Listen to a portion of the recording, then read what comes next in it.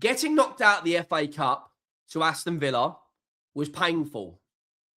Losing to Bournemouth away, conceding last-minute daggers, was also painful.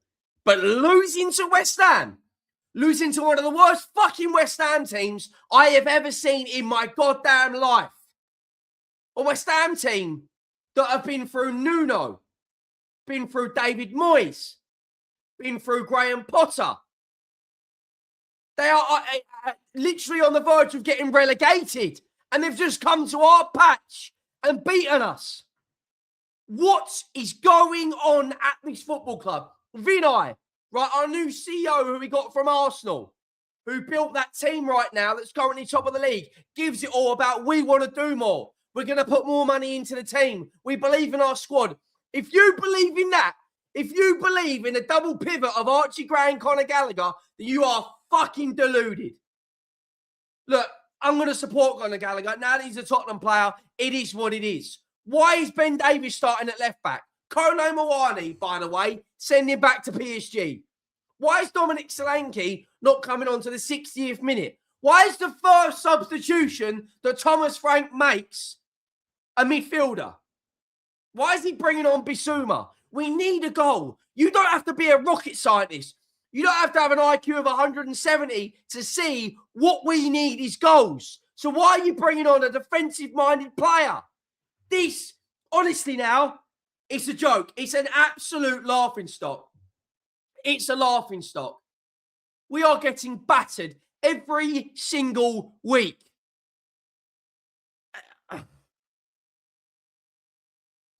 And none of us deserve this. We're all sold a dream. £1 billion stadium. 12, 13, £1,400 a year for a season ticket. One of the most expensive in the league. We had Harry Kane and Son. And we've now got Kolo Muani and Odebear. I mean, it says it all. It says it all when your best two centre-backs, your best players, are your best two centre-backs.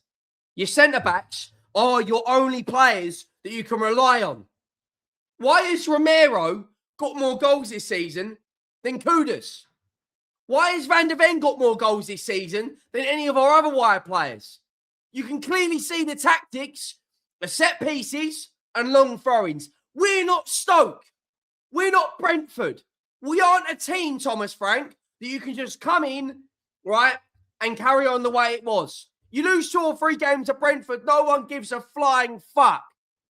But right now, there's still people out there defending him. Give him time. You're negative, Henry. Honestly, I am this close now. This close. It's embarrassing. It's absolutely catastrophic. Whatever adjective you want to use. And guess what? We've got Borussia Dortmund, Manchester City, Arsenal, all coming our way. Frankfurt. Does anyone believe we can actually beat Burnley? Because that's our next league game. Look at these results. Tell me what anyone sees. Lose to Bournemouth, lose to Villa, lose to West Ham. Draw to Sunderland, draw to Brentford, beat Palace, lose to Liverpool, lose to Forest, beat 2 shit teams, and then look, repeat yourself. It's done. It's dead. Thomas Frank, you're done. See you later.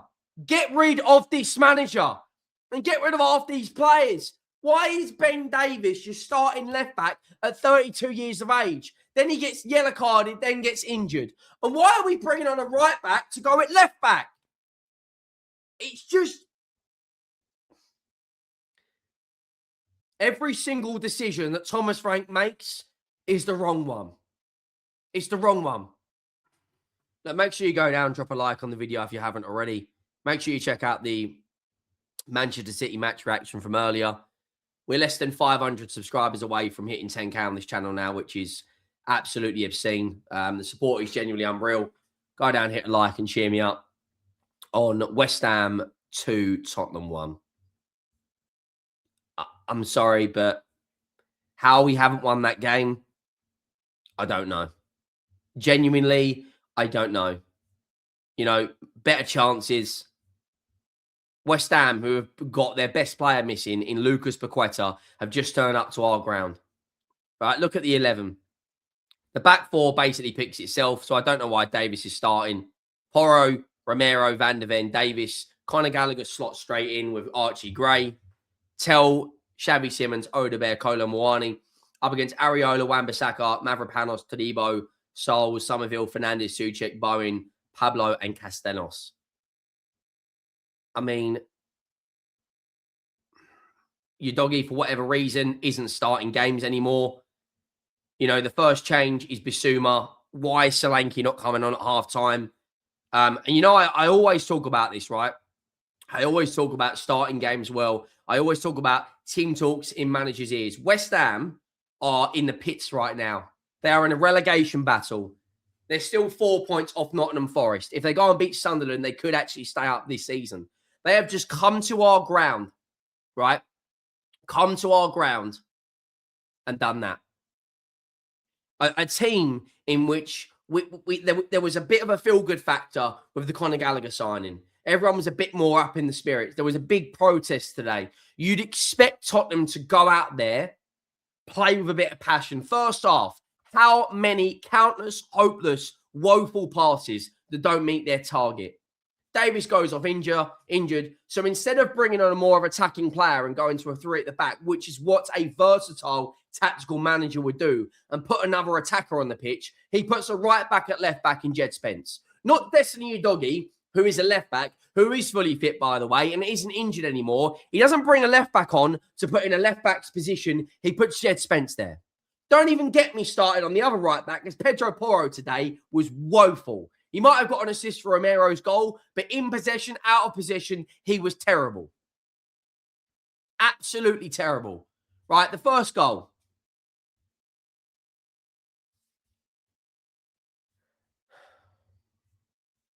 The basics in possession.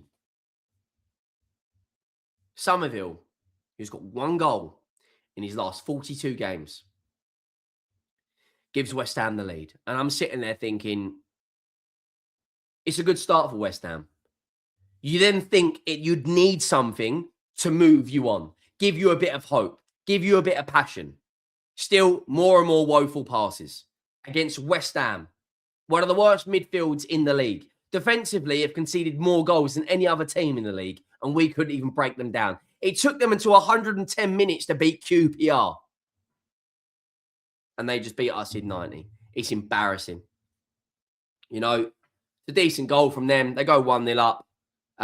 Jed Spence is the first substitution we make for Ben Davis. You know, countless. They should have had a second goal. How they missed. For me, the second attempt is genuinely a joke. It should have been 2-0. At half-time, the first substitution that Thomas Franks makes is to bring on Bissouma, who hasn't played a single minute of football for Tottenham this season, instead of bringing on Dominic Solanke. That is a negative change. That is a coward. An absolute coward of a manager. Why are you bringing on a defensive-minded player when you're 1-0 down at home against relegation fodder West Ham?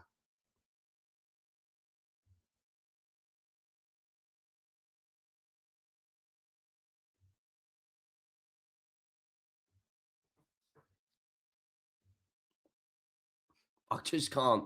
I can't. I don't even want to talk about this team anymore. Then we get back into it.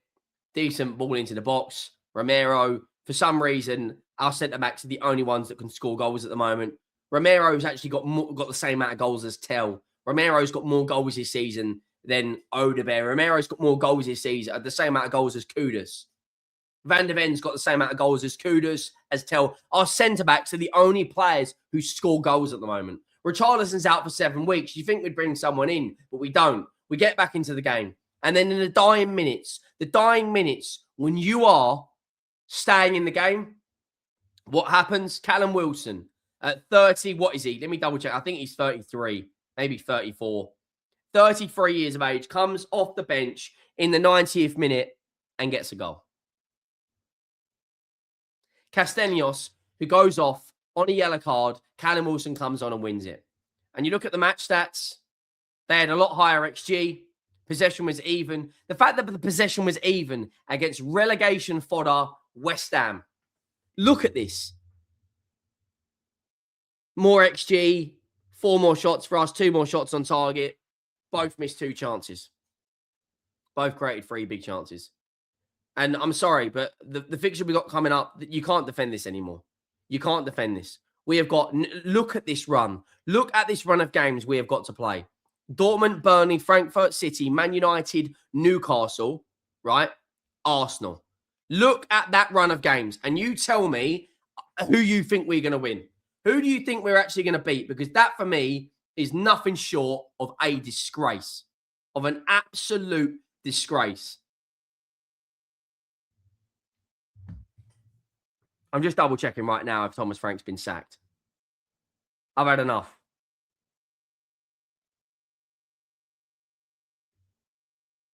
It's soul destroying at this point. And there's still people out there defending Thomas Frank. There's still people out there defending some of this transfer window madness. I don't understand what this football club has become. It is at the point now where there's no turning back. There isn't any turning back for us. What manager's going to come in now? The best option we could do is to go and get Glasner at the end of the season. We've just lost to West Ham. We've just been knocked out the FA Cup by Villa. We've just lost away against Bournemouth. Enough is enough. Sack this manager tonight. At least it will give us some good news this weekend. Drop a like, hit that subscribe button. I'm out.